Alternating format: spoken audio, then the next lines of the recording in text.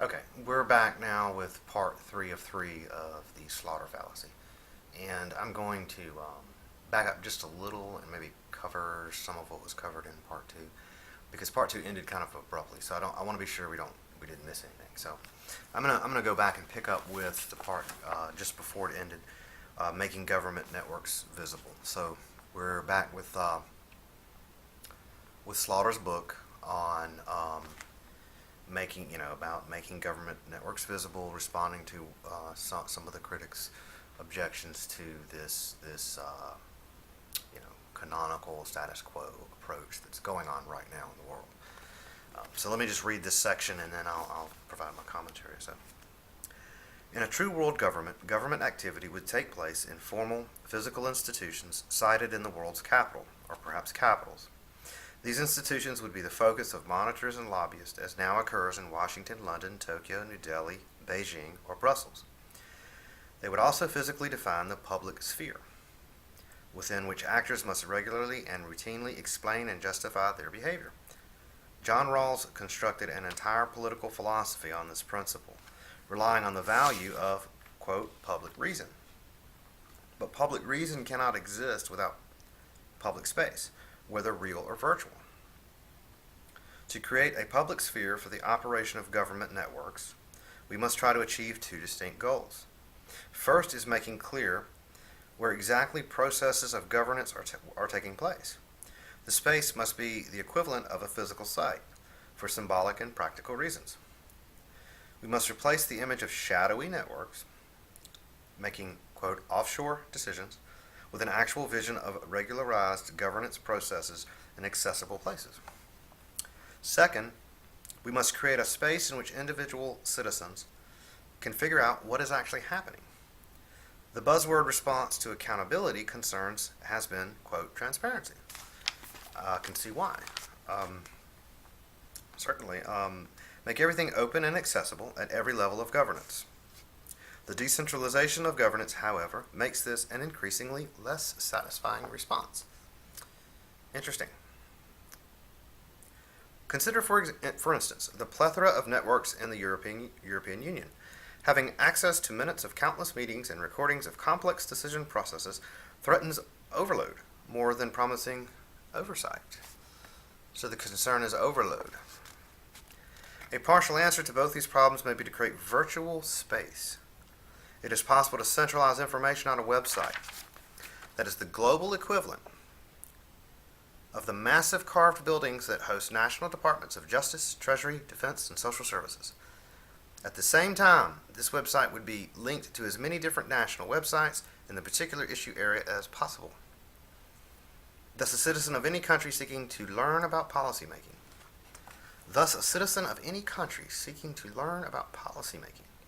in any particular area could start at either a national website or the global website, each of which would send her to the other. And of course, the obvious problem here is this just is a continuation of what we've been reading throughout this book. This complete lack of transparency and accountability, and then the solutions that come back that are meaningless. This doesn't mean anything. Her answer is to put it on a website. The same thing I said before about, telling my professor, that instead of going to class, could you just, send the lecture to me in an email? It's the same kind of thing. There's no real participation here. There's no real, first of all, the information is filtered and distilled, so what's available on the website is only what they want to make available. There's no accountability to them. There's no way to force more information out by actually being there on the spot and demanding answers. It's typically very much a simplex relation where information goes in one direction, not duplex, and it's not accountable. It couldn't be. So anyway, this is very much like the professor example. I mean, you can just imagine someone trying to do the Million Mile March on a website.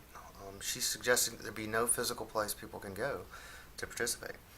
And again, the irony of this is that Slaughter is acknowledging the same problem that General Federalist has acknowledged, but she's not doing it openly. You'll notice that she's not coming out and saying that, look, the problem is that there are two fundamental modes of representation, and one of them has been overstressed. And it has a tendency to make a system less representative. And rather than actually being honest, or maybe she's just not aware of it, I don't know, I can't speak personally, but for whatever reason, the author's not coming out and addressing the real problem, the underlying real problem. It's more the Band-Aid type thing and in the superficial analysis that's always done. But once you do evaluate it fundamentally and look at it honestly, the answers you come back with are, well, you can have a million mile march. You can still have, redress of grievance in a system where representation is what it should be. And that's what general federalism proposes. So general federalism proposes the best of both. It solves both problems. But by a superficial approach like this, you're not solving anything. You're just making it worse. This just ensures that the people in those positions they're not going to put information on a website that they don't want people to see. As I said before, the CIA has a massive website, and it's very interactive, and you won't learn anything of import from that website if you're wanting to learn about what they do in the world. So having a website means nothing.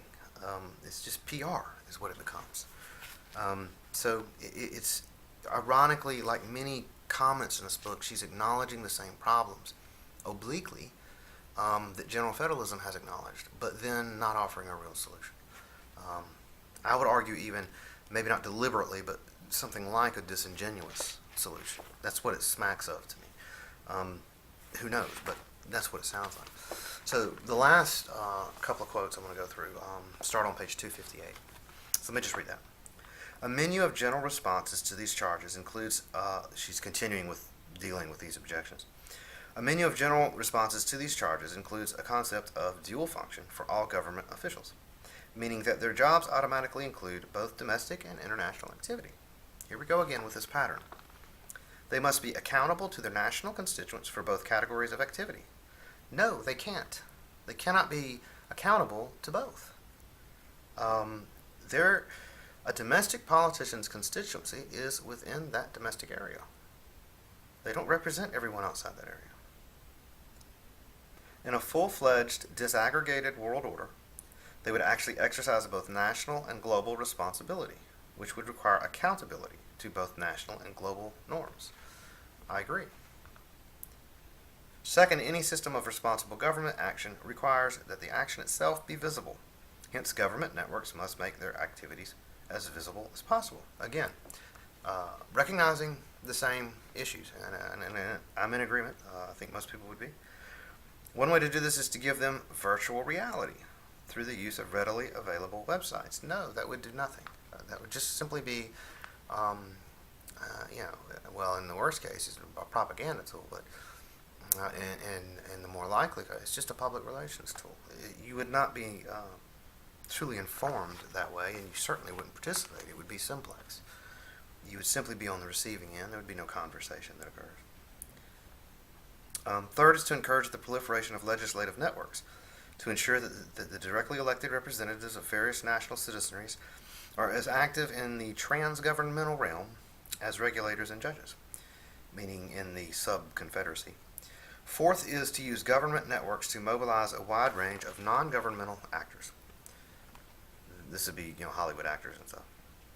It would literally be actors, either as parallel networks or as monitors and interlocutors for specific government networks. Fifth is a grab bag of domestic policy solutions, whereby each national polity must decide for itself whether different kinds of transgovernmental activity pose a problem, and if so, what to do about it.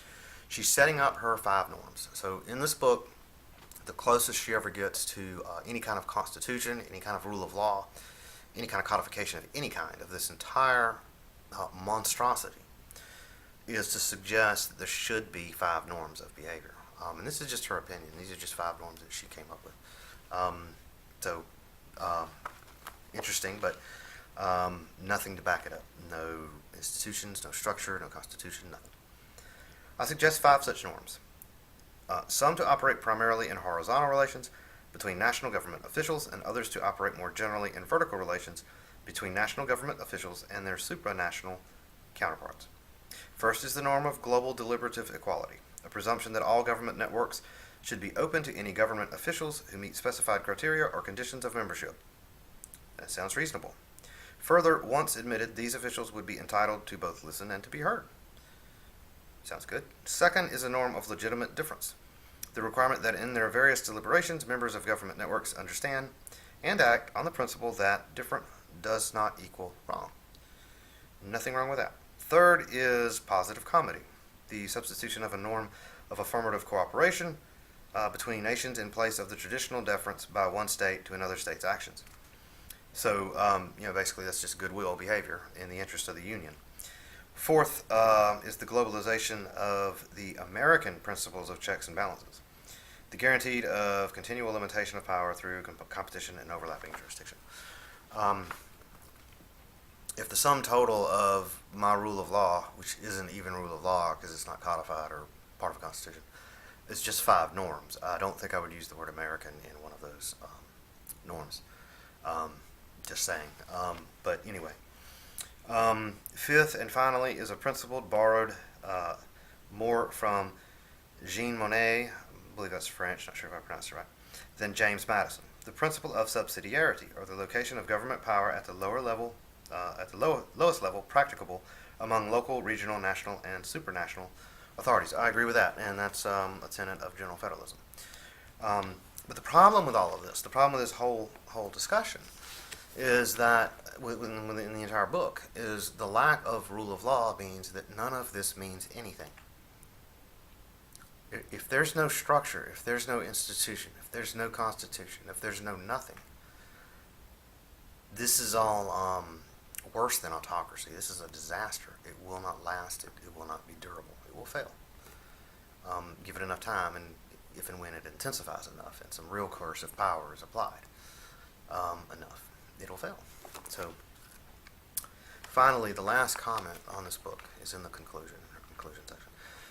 And I just want to mention this because, just in case there's any doubt about what she's really saying here, I just wanted to read this to be clear about that. The author finally says, "A world order self-consciously created out of horizontal and vertical government networks could go much further. It could create a genuine global rule of law," no it couldn't, "without centralized global institutions, and could engage, socialize, support, and constrain government officials of every type in every nation. There's not a scintilla of evidence or illustration or information in this book that suggests how this would lead to genuine global rule of law. This is typical neoliberal Western democracy double talk. Throw in the phrase rule of law around, which they love to do and to lecture other nations about, but then having no substance. There's absolutely no substance in that statement at all. There is no, by definition, this is the opposite of rule of law. So, yeah, whatever. You could create general socialize it. Yeah.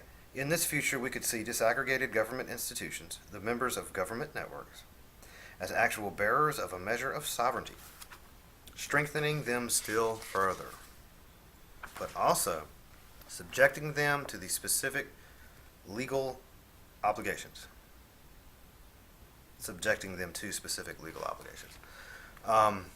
This would be genuinely a different world, indeed, with its own challenges and its own purpose.